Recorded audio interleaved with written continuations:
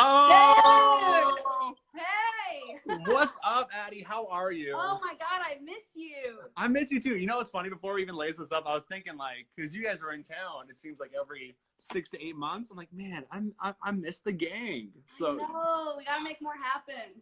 well, we can right now, but I eventually. know. When we can. Are you good? What's going on? I'm good. Yeah, I have like coffee and I'm working on music and doing all the good stuff. Are you? Is it all music all the time? Is it just mad creativity? No, which is nice that it's not. I mean, we're supposed to be writing right now anyway. It's kind of hard. We don't ever really write apart. So this is like a true testament to what can happen. Well, two things with that. Like, I'm glad that you're taking the time to not write all the time because you don't want, there's this mentality, especially amongst people like our age, that's like, you got to grind and work. But it's like, no, you can sit down and watch 4 hours of The Mandalorian. You know what I mean? Which I have been. Well, it's not The Mandalorian. I've been watching like the horrible Netflix shows like Love is Blind and like Too Hot to Handle and horrible, horrible stuff. It's awesome. How are those? Are those a reality, right? I love bad reality TV. Why? I don't know. That's what I can't figure out. It's because of like how corny everyone is, but it's like I feel like everyone is kind of corny. Outside of the show.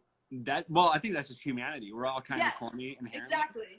Maybe there's something primal because I got into like The Bachelorette in Paradise. That was like the best by far. It is the best, but there's something kind of like, it's survivalist in its own romantic way. Does that make sense? I find myself getting like really wrapped up in their lives, like after the show ends. Like I continuously check on those people and I'm like, oh, I wonder what's going on. And then they'll break up and I get like devastated as if I had anything invested into that relationship. Use those feelings in that whirlwind and make just a jam. That's the next big single. Yeah, for The Bachelor. Would you call it The Bachelorette? That's kind of hard. I don't know. Peyton, our manager, asked us one time if we wanted to like write for that show as some like weird sync opportunity, and I was like, Peyton, I hate to break it to you, but like I have a girlfriend. It's gonna be really hard for me to write like a straight person love song for this TV show, but I will attempt what I can do, and it did not happen.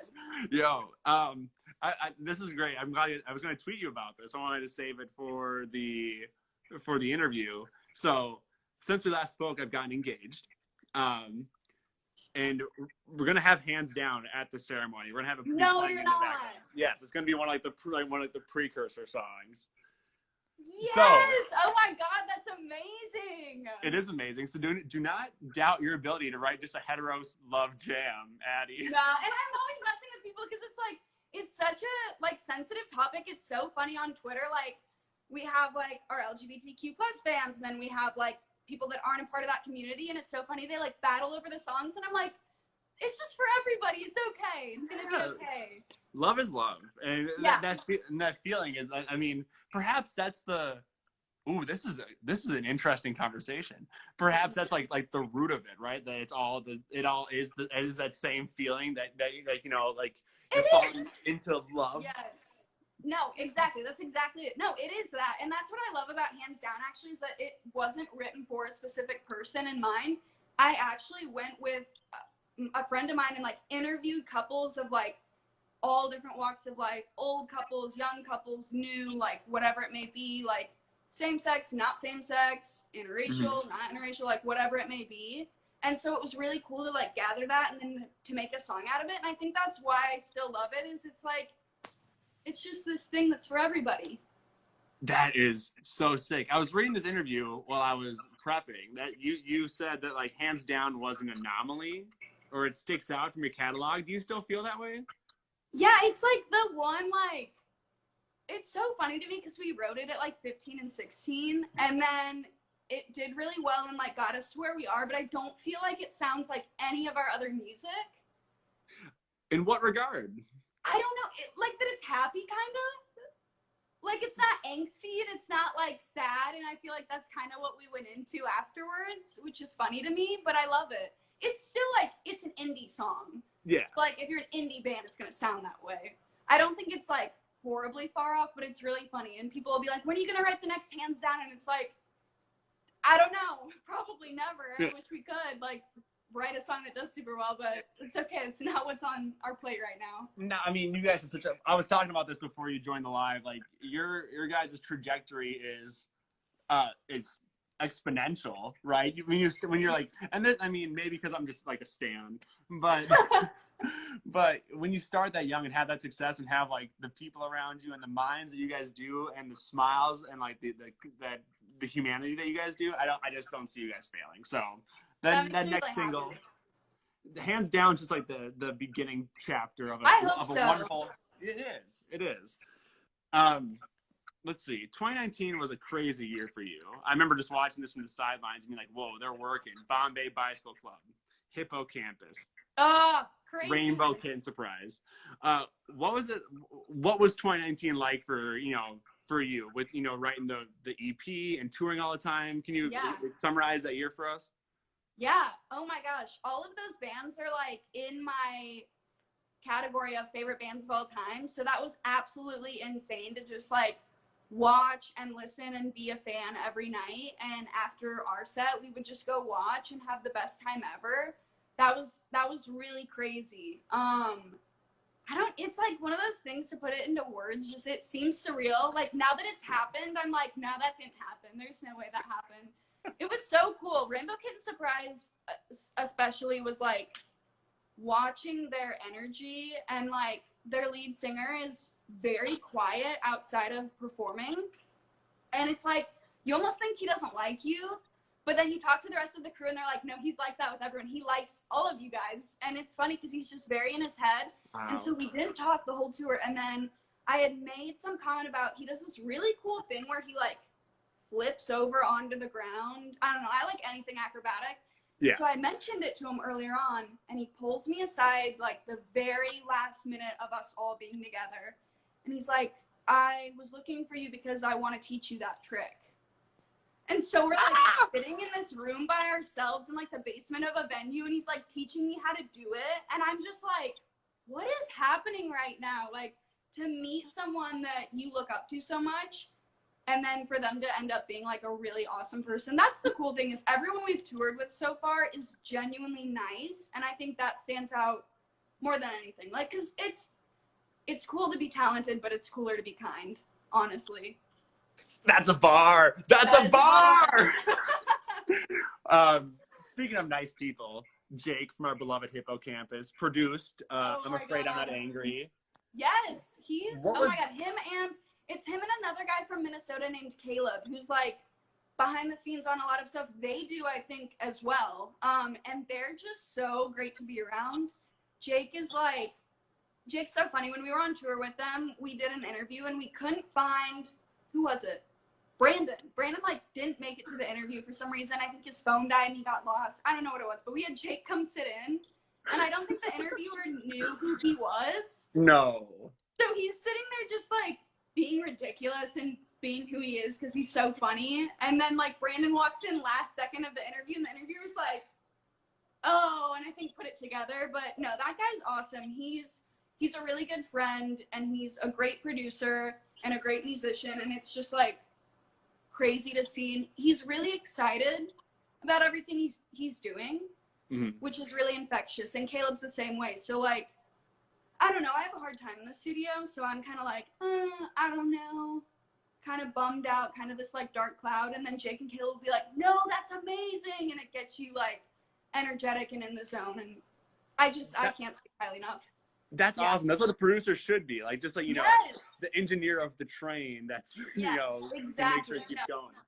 And he's another example. Like, he's nice. He's so down to earth, like walking around with him. Like, I think I'm this person who's like, I kind of rag on myself and I'm like, I have this ego and that's why I'm a lead singer and I make a joke out of it. And he's someone who's like, I don't know why people come up to me. He's like, I'm just a guy that makes music. Like, he's so humble and down to earth, and it's so funny to get both of us together because I'm like trying to hype him up and he's like trying to like bring me down to earth. It's just a funny combination.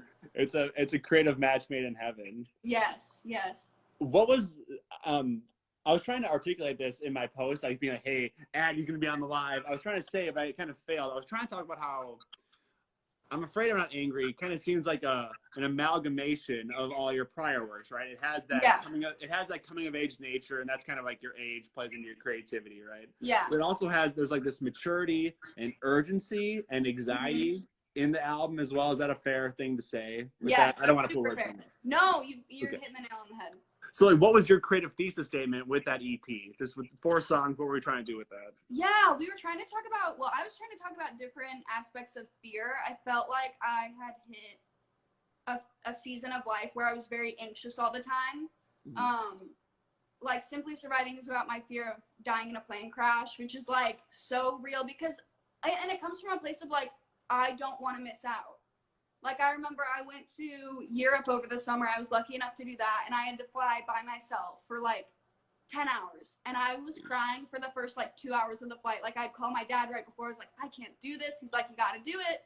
And so I got on, and I was just thinking about all these things we had coming up because I don't even know if we had announced the Bombay Bicycle Club tour at that point or the Hippocampus one, or maybe we had one but not the other. And I was like, what if I don't get to do this?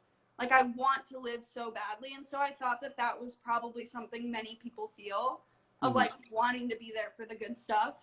And so I kind of spread that out over 4 different songs. And that was also the record that the boys and I set out to say, like, I felt like, I think every one of us feels like This Is It was kind of a people-pleasing album in the sense of, like, we had a lot of industry people in our ear about, you know, it's your first full length, you need to do this and this and this, and if it doesn't reach this success, then you're going downhill. And that was really scary, and we listened to everyone a little too much.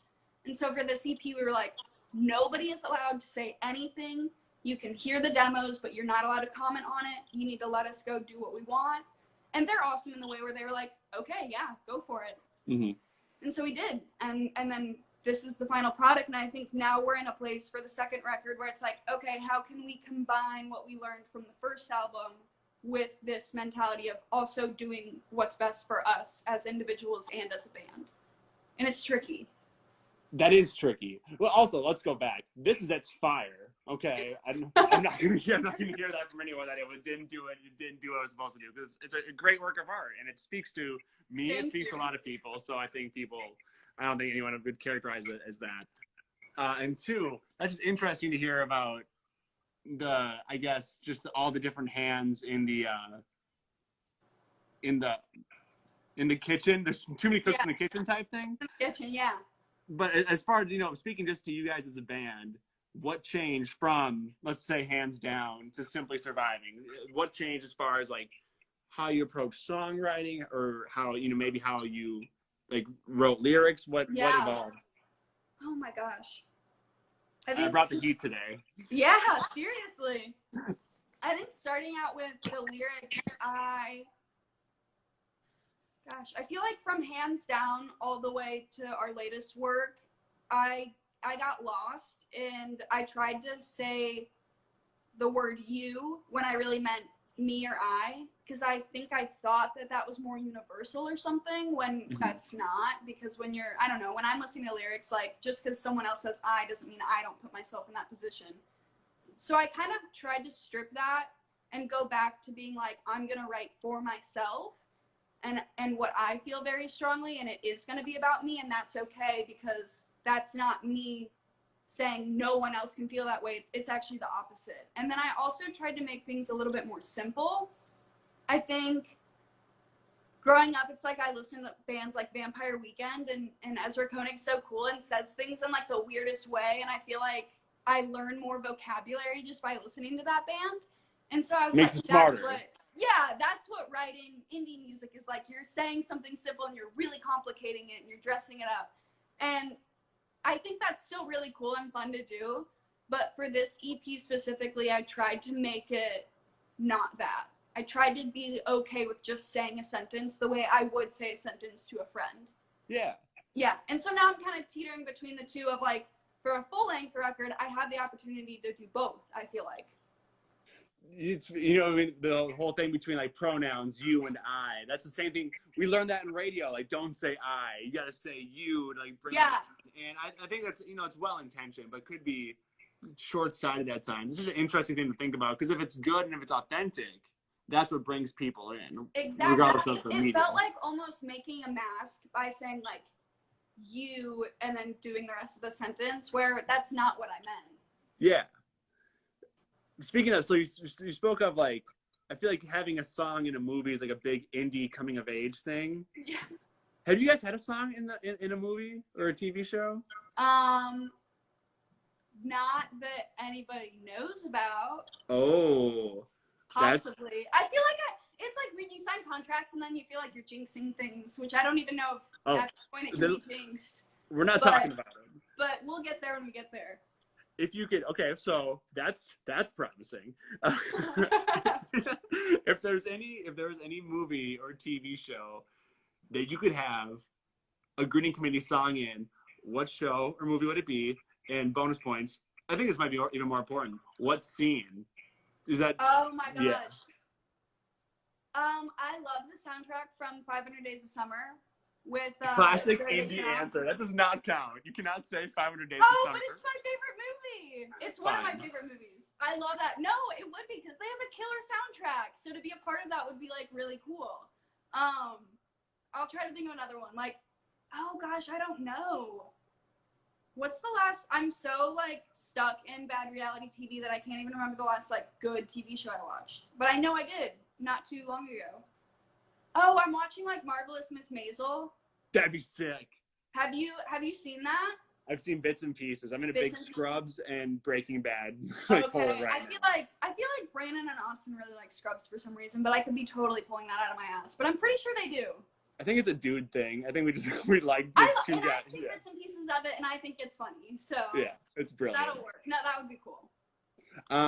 Do you play a Fender or a Gibson? I play a Fender, but I've never owned like an actual Gibson. I've only owned like Epiphone Les Pauls and stuff.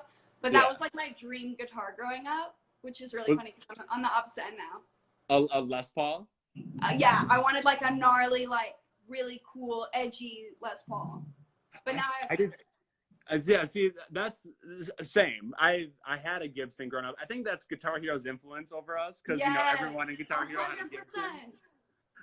Do you prefer to play Fender? Do you feel like you find that you play better? Yeah.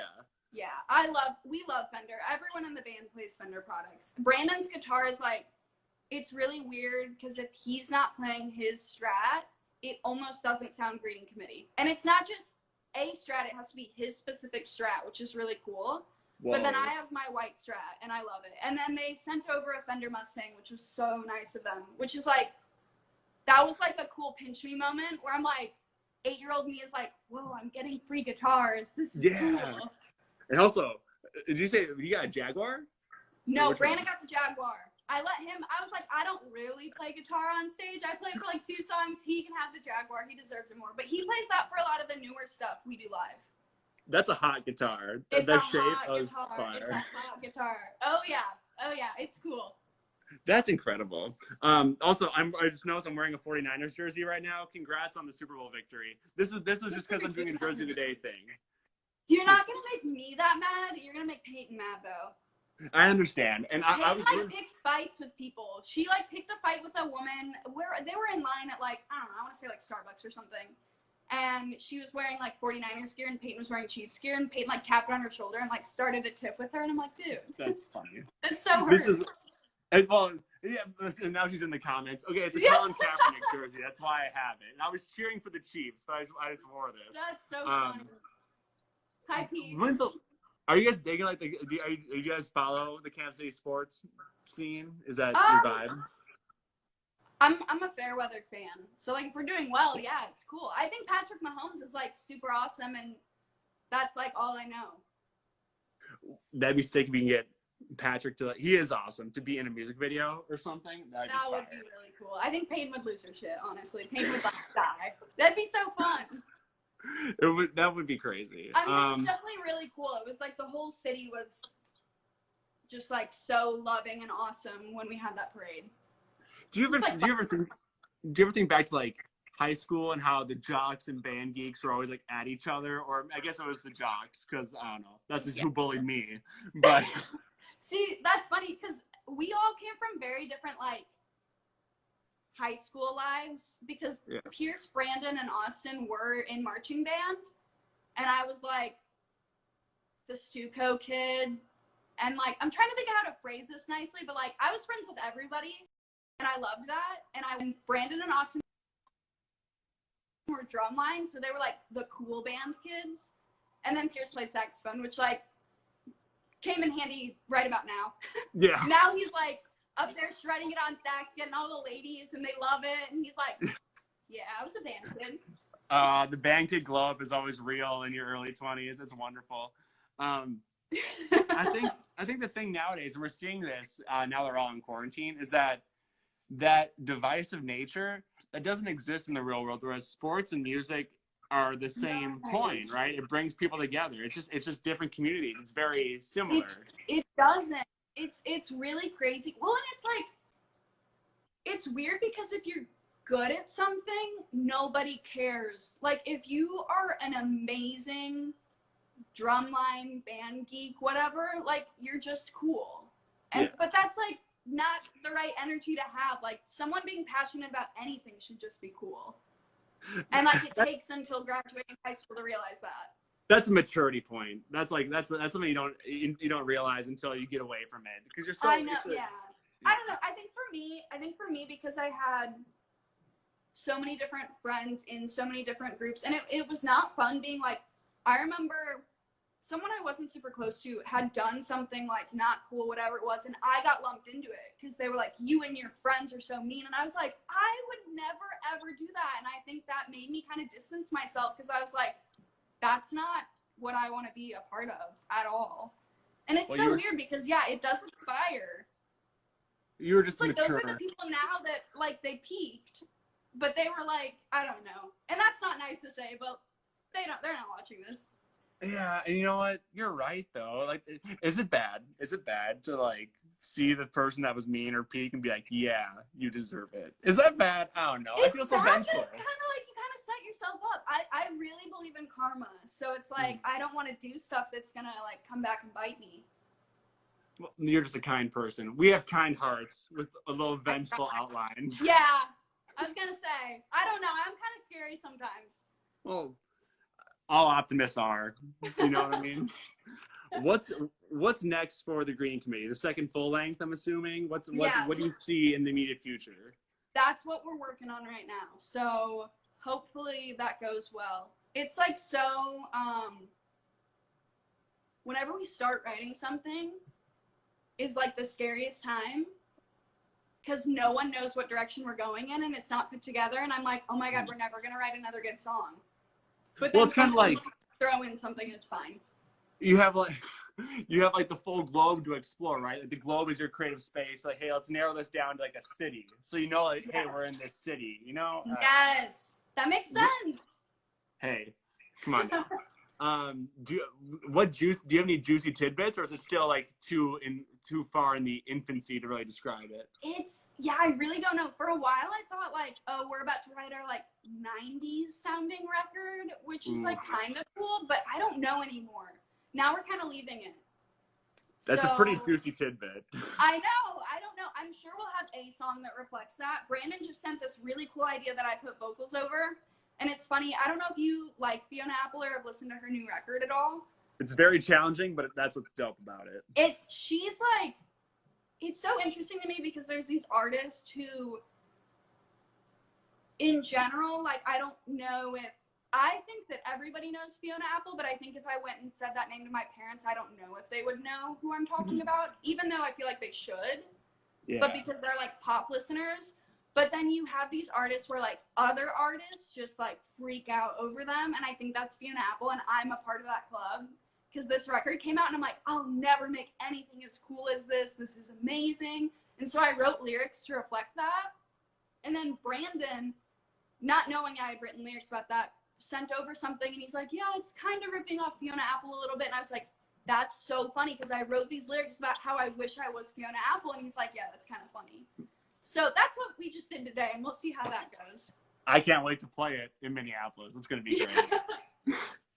Addie, thank you so much for taking the time. We really appreciate it.